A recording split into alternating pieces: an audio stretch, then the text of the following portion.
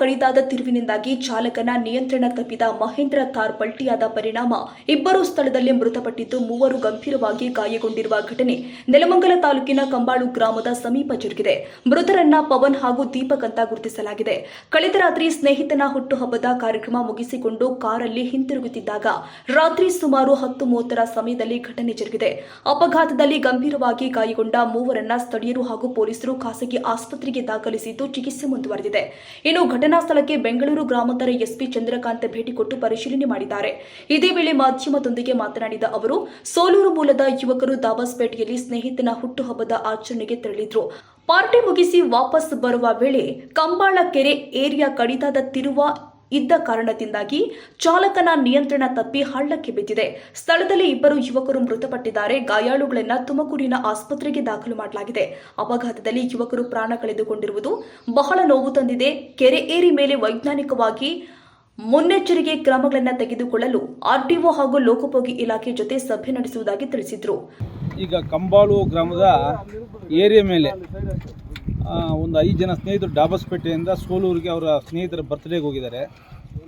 ಮಹೇಂದ್ರ ಥಾರ್ ವೆಹಿಕಲಲ್ಲಿ ಅಲ್ಲಿ ಬರ್ತ್ಡೇ ಮುಗಿಸ್ಕೊಂಡು ವಾಪಸ್ ಬರಬೇಕಾದ್ರೆ ಇಲ್ಲಿ ಡೀಪ್ ಕರ್ವ್ ಇದೆ. ಈ ಕರ್ವ್ ಹತ್ರ ಕೆರೆ ಹತ್ರ ಕರ್ವ್ ಹತ್ರ ಕಂಬಾಳು ಅನ್ನೋ ಗ್ರಾಮದ ಕೆರೆ ಹತ್ರ ನಿಯಂತ್ರಣ ತಪ್ಪಿ ಕೆಳಗಡೆ ಹಳ್ಳಕ್ಕೆ ಹೋಗಿ ಬಿದ್ದಿದ್ದಾರೆ. ಸ್ಪಾಟಲ್ಲಿ ಇಬ್ಬರು ಮೃತರಾಗಿದ್ದಾರೆ.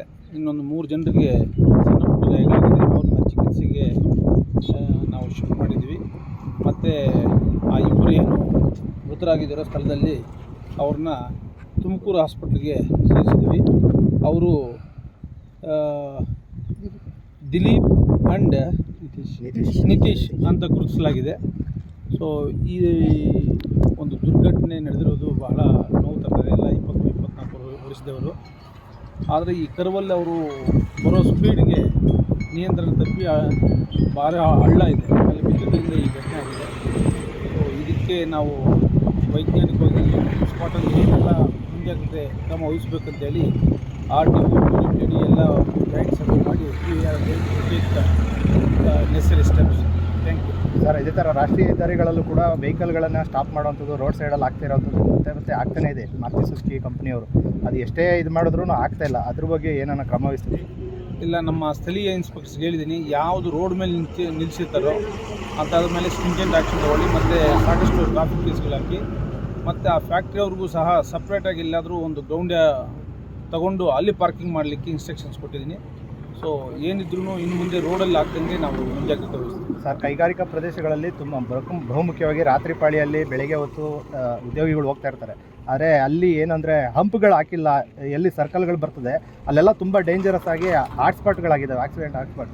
ಅದಕ್ಕೆ ಯಾವ ಥರ ಕ್ರಮ ವಹಿಸ್ತೀರ?